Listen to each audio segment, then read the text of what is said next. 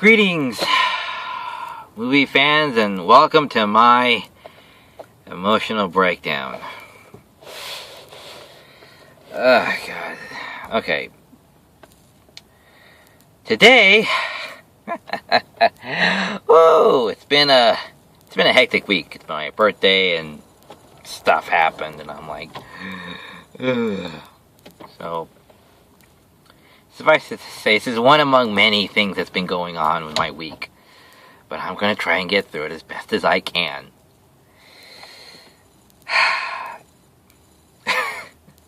Today, I want to be talking about Ex Machina, or The Machine.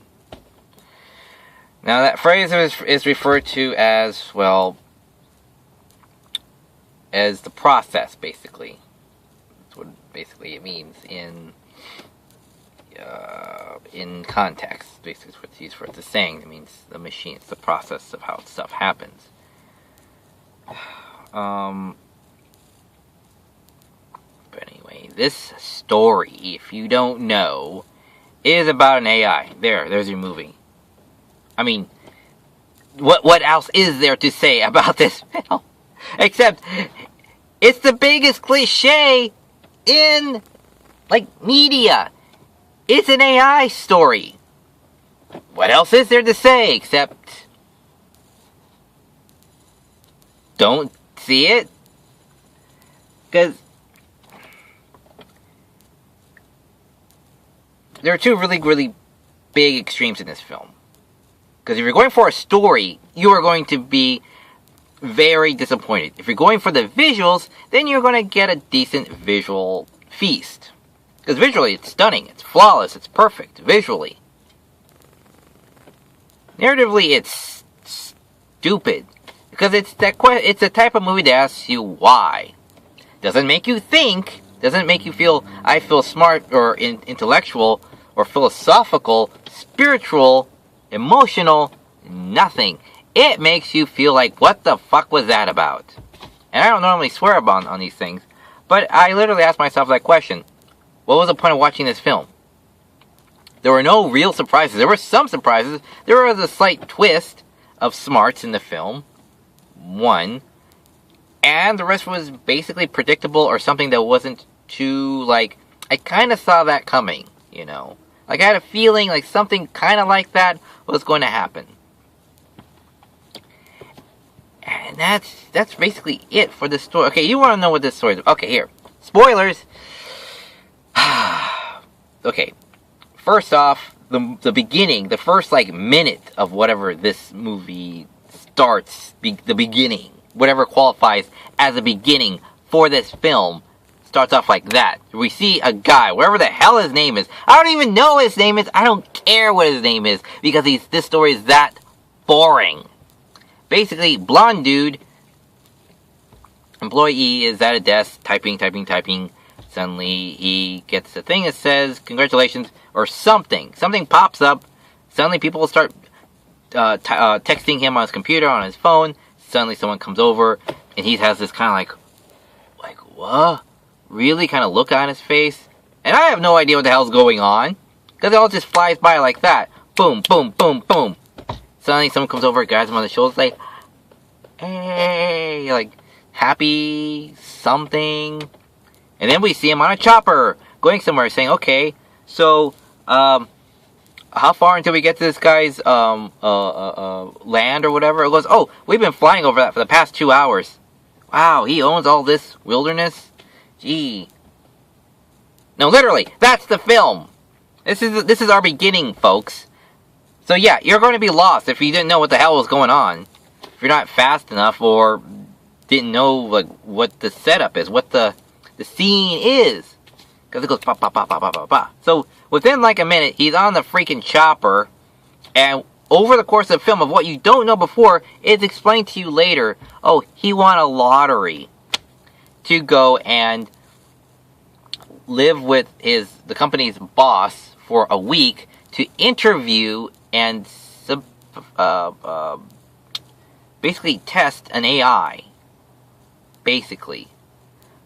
To see how well the AI is human relatable. you know, how you talk to it, how you socialize with it, how human is this AI interaction like. So this is explained to us, and some things he doesn't know, and some things he does, and some things they have to explain to us. So they go through this whole thing of introduction. Hi, I'm this eccentric quadrillionaire, and it's him and his bunker house out in the middle of nowhere, literally nowhere. This guy says, "Oh yeah, the helicopter lands in the middle of a field. There's like no human touching anything. It's like it is just he just lands in the middle of a field, no paths, no nothing, no signs, no nothing. He says, as far as I go, legally allowed to go, just walk down to the river and follow it." So the guy walks in his sneakers in a nice suit, like he's going for a job interview or whatever, till he walks through all this wilderness, finds the river, gets to the river, walks down to this guy's house, and he gets a key card, he goes inside, and he sees this extravagant lifestyle, literally out in the middle of nowhere. There's no roads to it. And he talks to the boss. The boss is this eccentric bajillionaire, and we get our characters. We get the shy nerd that's decently looking, blonde hair.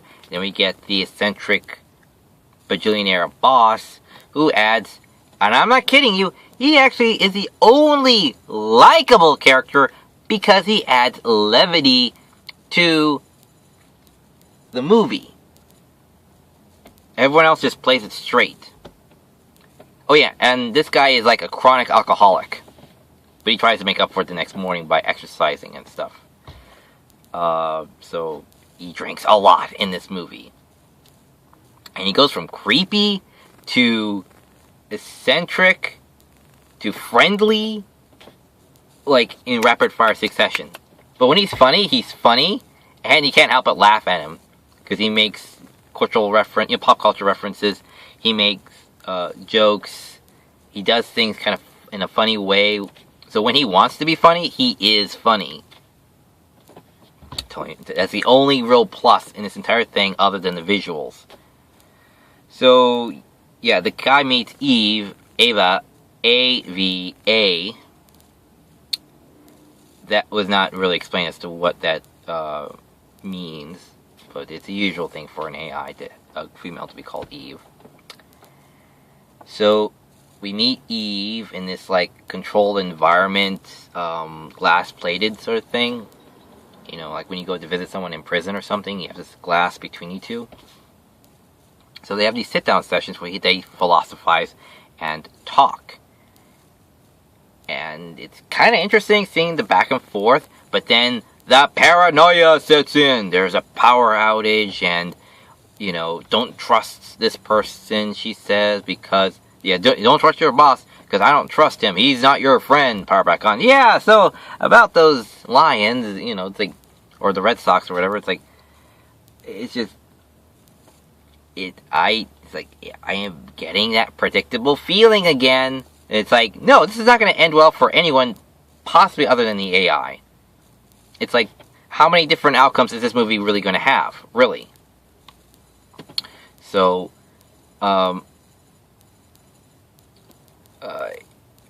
we go through this back and forth, a couple of sessions, a couple of days, stuff happens. We see characters not really develop, but we just see process. Just people not really changing, just, you know, just how they interact. So basically character interaction throughout most of the beginning and middle of this film. And by the end of this thing, trust me, I'm just skimming over tons of stuff. The boss is, well, by the end of this thing, the boss is dead. Eve gets out of her room, which basically leads to the death of the boss, because he's also a jerk. And because he keeps the previous AIs captive, then they go kind of nuts, and then he has to not take him out of service or anything. They basically just go nuts, and then they just stop working. But he keeps them in a closet in his room like dolls. It's like, ugh. It's a bit creepy. And then, so the guy takes pity on her, or what? Like he's getting seduced by her, so he helps her escape. She gets out, kills the boss, goes and changes clothes, because you can see like the wires and stuff inside of her. You know, she only has certain patches of skin, or synthetic whatever, to pass the skin. So she tells him, just stay here, you know, in the guy's room or whatever, the boss's room. So she goes across the way or whatever, and she gets, I swear to God, it's like 5-10 minutes of her changing. Like, just goes through the process, look at each one, change her arm because it got broken during the fight, put more pieces of skin on, and then put on the dress from the first doll, puts that on, walks out, and closes the door behind her, locking him inside the room. He's there banging on it. Let me out, let me out. She doesn't care. She walks over to the elevator, goes out the front door, goes to a stream, sees the helicopter is going to come by and pick him up, sees that, walks over there, and gets a free ride back to civilization. And what does she do? She goes to an intersection like she said she wanted to observe people. And then she walks off into the crowd. The boss is stabbed to death. He's going to die of food and water or dehydration. He's going to starve and dehydrate to death. And Eve just walks off into the crowd. End the film. Yay. So, yeah. Can I recommend this film narratively? No, because it's a gigantic cliche. A AI movie. What else is there do you really need to know? There's only a handful of scenarios that could fit with. Does it have a happy story? Does it have a happy ending? No. Does it have an insightful, meaningful thing, even if it's sad or tragic? No. We all know these tropes. We know men are subject to seduction. We know people like to create AIs. We know an intelligence probably doesn't like being confined. We know these things. We've seen these things in other films countless times. So how is this anything new? This is not even a new combination of these tropes. That's what makes it just another big trope, is that we've seen probably another 5 movies with basically these same scenarios and characters. Or whatever have you. So it's not even an original story. But visually, yes. Visually, if you want to see really good CG, like flawless CG, then yes, this is a good film to showcase that.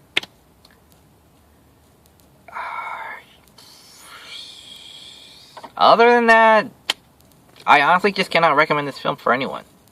Outside of that, I really can't. It's not a. It's just so that the boss brings comedy into the story does not make it a funny film. It's not like, oh yeah, sci-fi and comedy. You know, you'll have those little groupings of words of how to describe it. It's comedic, but it's not a comedy. Does it have serious acting in it? Does it have good acting in it? Yes. But is that really enough to really hold up the story as something really good to watch? No. You have good acting, you just have a really boring, cliche story. And that's really what it is.